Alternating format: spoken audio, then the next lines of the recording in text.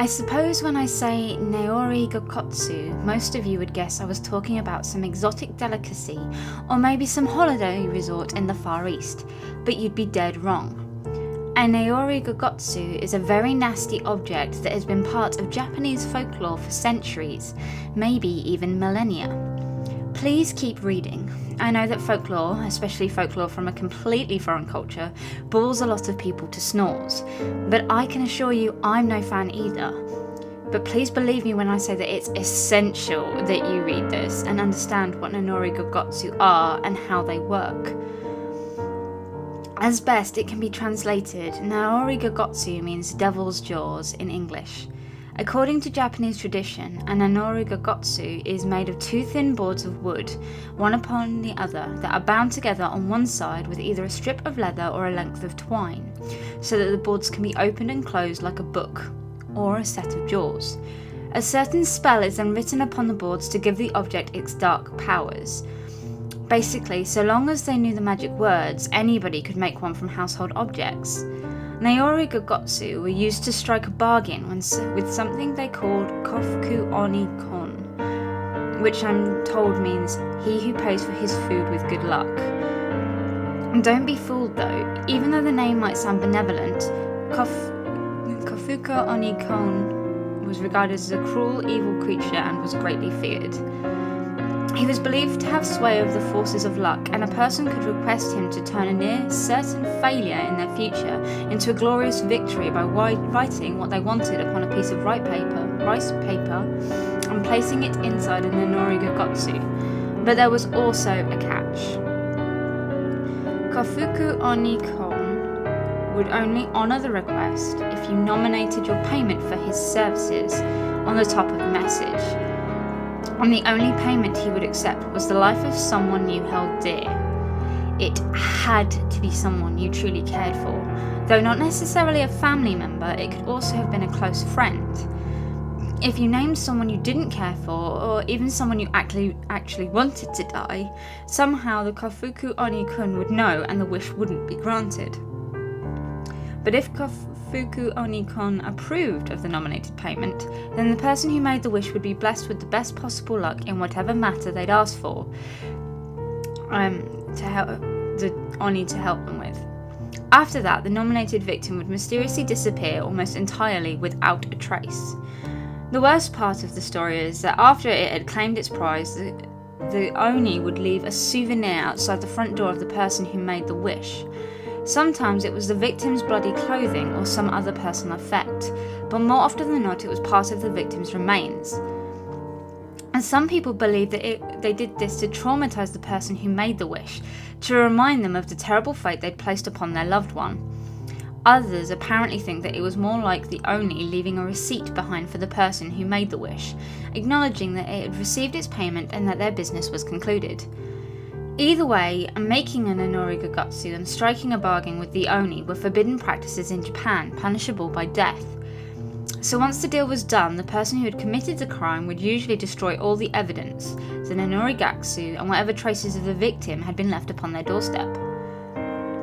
Even if you're into old monster legends, I'm sure you're probably just reading this and thinking that it's some old superstitious hokum. Well, a few days ago, hell, probably even a few hours ago, I would have agreed with you, but not anymore. I can't tell you too much about who I am or how I know what I know. What I can tell you is that I have connections in the missing person turned homicide investigation of a teenage boy somewhere in the Midwest. About a year ago, in the lead up to Halloween, there was this meme going around with a picture showing the top of a skeleton, the skull, neck and shoulder blades. People would forward it along with MMS's, tweets and the like, with simple messages like Happy Halloween or Boo, etc. You might have even gotten one yourself. Eventually, the meme found its way to somebody with a bit of knowledge about anatomy, and they realised that the skeleton in the picture was awful realistic. They reported it to law enforcement, but it would be weeks before the report made it through the bureaucracy of the medical examiner, who verified the image did indeed warrant an investigation. The ME was convinced that the skeleton was indeed the genuine article, but of particular concern to her was the pinkish tone of the bones and the trace amounts of what appeared to be blood and flesh still on it. What also concerned her were a series of scrape marks that could be seen on the bones when the photo was examined at high resolution. They appeared to encompass the entire skull, and the ME's opinion was that they were made when the flesh was stripped off the body by something with very sharp and very hard teeth. There seemed to be no legitimate reason for a photo like this to be circulating among the public. Law enforcement determined that it was either a leaked crime scene photo or evidence of an as yet undiscovered crime. They considered that the photo might have been taken by some callous private citizens, read asshole kids, who'd found a dead body, photographed it, published it online, and never reported it to the cops. Even more disturbing was the possibility that the photo was published by the psycho who had done this and wanted the world to admire his handiwork. The trouble was that we had only one photo to go on, which made it really hard to determine whether or not the photo was even related to an active or a solved case. The EXIF data, the data buried within the JPEG files that detail where the photo had come from, what camera it was had taken it, when it had been taken, etc., had all been wiped clean, which isn't hard to do if you know what you're doing, and all we had to go on was the photo itself. I won't bore you with the technical details, but suffice to say that the computer forensic techs made a thorough sweep of the National Crime Scene Photo Database and determined that the photo didn't pertain to any cases in the digital archives. Several other analyses were run on the photo, but the one that paid off was the facial reconstruction simulation, a piece of software that scans the photo of the skull and determines what the guy would have looked like when he was still alive. Eventually, we were able to match the reconstructed face to an active case file out of state. The skull belonged to a teenage boy, let's call him Jack, who was reported missing. While the photo itself was being investigated, the mem was also being examined. We were charting its course back from the concerned citizen who initially reported the image to the police to the first person who'd ever sent the image. It wasn't easy, as the mem leapfrogged back and forth across several popular messaging services along its way. Just over a week after the victim's identity was confirmed, we were able to determine who had started the mem. We'll call her Jill. What was of immediate interest to law enforcement was that Jill's name was already on record in Jack's case file. She was apparently a school friend of his and one of the last people to see him alive. A warrant was issued for Jill's cell phone and she was brought in for questioning. The phone was thoroughly analysed and an MMS was recovered containing the skeleton photo. But while the photo had a definite record of receiving the message, it was later discovered that Jill's service provider had no record of ever transmitting it to her. Another weird thing was that the sender ID for the MMS didn't contain any numbers. It contained only uncoded Japanese characters. This technically isn't possible. The way the system is set up, the phone should only be able to log a series of numeric digits and the sender ID field. The character in the sender ID spelt out Anatoku Shintuki. This isn't someone's name. The text translated it and discovered that it roughly means your employee or your business partner. Under interrogation, Jill recalled receiving the MMS. She said that the message kind of creeped her out, especially because it came from an unknown sender, which is what the messaging software told her because it wasn't able to interpret the invalid sender ID. But because it was close to Halloween, she assumed that one of her friends sent it as a seasonal thing, and so she forwarded the cool, creepy photo on, starting the mem. According to the MMS's timestamp, she received it only a few hours after Jack was last seen. But Jill claimed she never linked the message to Jack's disappearance in her mind because at the time she received the MMS, she didn't even know Jack was missing. The detectives grilled Jill for over 3 hours, but when she began to get really upset, her father ended the interview, and without hard evidence, the detectives couldn't hold her. The tech who analysed the phone, well, let's say that he's very thorough at his job, and he didn't give up on the memory of how this phone could have received an impossible MMS that its service provider had no record of ever sending. He dug deep into the software, looking for his explanation. Eventually, he came upon a curious anomaly embedded in the phone's firmware, more Unicode Japanese characters, this time a long block of them. The firmware is supposed to be universal machine code that tells the phone how to work. Japanese text, or text in any human language for that matter, doesn't belong in there. But as intriguing as this discovery was, it still didn't explain the impossible MMS. At least that is what we thought at the time. You see, the Japanese text was garbage data, which means it was worked into the firmware in such a way that it had no actual effect on how it worked. It was the phone, but it wasn't doing anything. By this point, I was involved in the investigation. When I learned about the Japanese text in the firmware, I got curious, so I ran it through Google Translate. It didn't translate well though. A quarter of the words weren't even recognised, and the ones that did weren't making any sense together. Frustrated, I called upon a Japanese-American acquaintance to translate for me. I'd expected it to be the manufacturer's copyright on the firmware code, or perhaps even the programmer signing his work. But it actually turned out to sound more like a somber poem of sorts. My Japanese-American friend agreed, saying that the language was far more elegant than day-to-day Japanese and more than a little archaic. Seeking answers, we phoned up the phone manufacturer's development lab in Japan. We eventually got through to the manager of the team who developed the phone software, and, with my friend acting as a translator, we asked him about the mysterious text in the firmware, and also if he had any explanation as to how a Japanese phrase could be recorded as the sender ID for an MMS on one of their phones. He very politely denied knowing anything about either of these matters and assured me that any garbage data in the firmware was of no consequence. Still wanting answers to at least one of the mysteries, I phoned a professor of Japanese literature at Tokyo University to see if he could recognise the verse in the firmware, but my colleague could finish reciting the verse. The professor cut him off. He recognised it, all right. Despite the language barrier between us, I could hear the discomfort in the man's voice as he explained that the verse was the incantation written upon Nanori Gogatsu to give them their dark powers. It was at this point that my colleague explained that the Narori Gogatsu legend of his culture to me. He knew the story well, he just had never heard the actual incantation used to create one, until now. While this was all quite educational, it really didn't get us anywhere in terms of the investigation, but I kept thinking about the problem of the MMS, and eventually I had this crazy thought. The fact that Jill had received a photo of Jack's remains was eerily similar to the part that the Nanori Gogatsu legend, where the monster would leave behind some proof of his victim's death. I suppose, just for fun, I read through the rest of the case notes to see if there were any other parallels between the murder and the Japanese legend. I almost wish that I hadn't.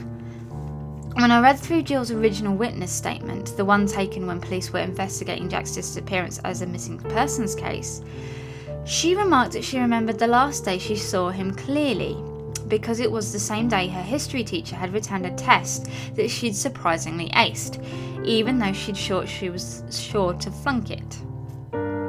My stomach sank when I read the statement, because I was quite familiar with the contents of Jill's phone and I remembered reading about this history text before. About 3 days before Jack's disappearance, Jill had typed a text message into her phone. "I need to pass this history test." Jack's name was marked at the top of the message as the intended recipient. The similarities between the old stories I'd been hearing and the murder were suddenly clear as day. Jill had a phone that for some reason contained an old Japanese spell used to summon a monster. She typed what could be interpreted as a demand for a good history mark into the phone, with her close friend's name on the message, and just like in the stories, Jill aced her test. Jack disappeared without a trace, and Jill received a sick memento of his death. If he'd pointed this out to me at the time, I would have chuckled and said, "Yeah, it is a weird coincidence, isn't it?" I wanted to believe that that was all it was. I really did. But deep down, in that hidden doubting Thomas part we all have that doesn't completely trust modern rationality to be our salvation, I was frightened. Then, a couple of days ago, which was about a week after I'd called the phone manufacturer, I received a package in the mail. There was no return address, but the postmark was from Osaka, Japan. Inside were a heap of papers. On top of the stack was a cover letter explaining what the package contained. It was written in bad English, although I was able to get the gist of what it was saying. The sender didn't identify themselves, but it was clear that they must work for the manufacturer of Jill's phone and that they were aware that I'd been asking questions about the hidden text in the firmware. My informant was part of the development of the phone series that Jill's phone belonged to, and he or she had an explanation for how the Nonori Gagutsu incantation had gotten into the phone's firmware.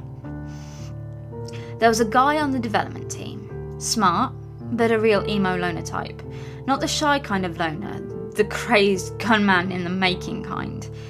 People would try to be friendly and reach out to him, and he'd stare daggers at them. For whatever reason, the guy had issues. Shortly before the phone series went into production, the guy hung himself. My informant believed that before he died, the guy implanted the hazardous spell into the phones as his ultimate "screw you" to the world. Within a few months of the phone's release, somehow the company's executives got wind that there was a problem with them receiving disturbing MMSs and that the phones seemed to be generating themselves. The company began to investigate the problem quietly themselves, secretly querying all their active phones remotely.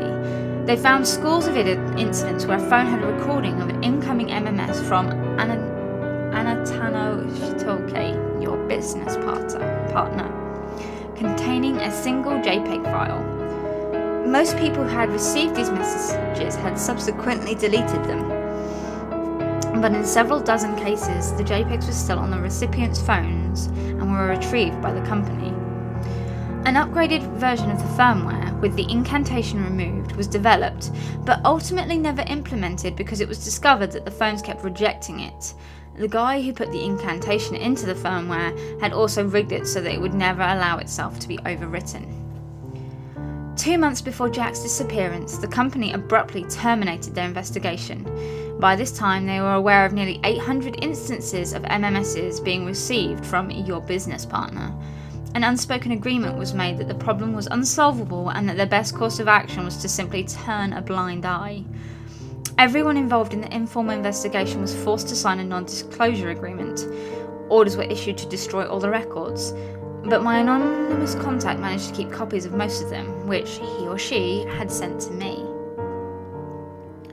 It's taking me a while to get through the documents they sent me, as most of them are written in Japanese, but luckily they listed the phones that received a your business partner message was written in regular digits.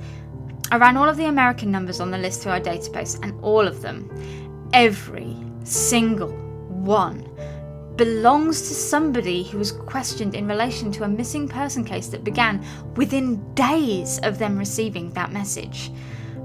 But that's not the worst of it. The worst of it is that my contact also sent me printouts of all the JPEGs they could salvage that turned up during the manufacturer's investigation. They are all just like the photo of Jack's remains that began this entire case. A realistic skeleton grinning into the camera, covered in the scrap marks left by whatever sharp-toothed nightmare stripped them of all their flesh.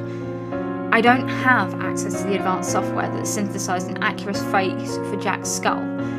At least, not the kind of access that allows me to use it without answering a lot of difficult questions first. But I scanned the photos and overlaid them with photoshops on the case photos of the missing persons associated with their recipient. I admit that I'm no expert, but as far as I can tell, every one of those skulls fits perfectly inside the face of one of those missing people. I can't tell you the name of the manufacturer involved, nor the name of the phone series. Suffice to say, they are a well-known company and the phone series is quite popular.